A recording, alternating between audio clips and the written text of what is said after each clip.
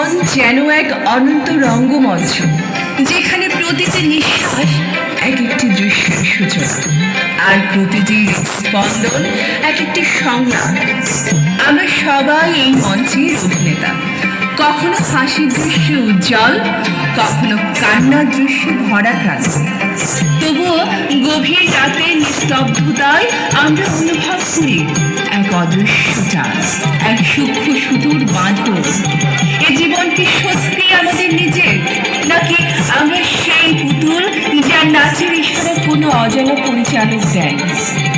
ঈশ্বর, নিয়তি বা সময়? আজ আমাদের জীবনও সেই মঞ্চের মতো। আমরা ভাবি আমরা স্বাধীন, আমরা নিজের জীবনের গল্প নিজেই লিখছি, কিন্তু আসলে কি তাই? জন্ম থেকে কি আমাদের জীবনের চিত্রনাট্য লেখা হয়ে গেছে? আমরা কি কেবলই সেই চিত্রনাট্যের চরিত্র যারা শুধু অভিনয় করে চলেছি? ঠিক এই ভাবনা থেকেই আমাদের এই বছরের দুর্গাপুজোর থিম রঙ্গমঞ্চ।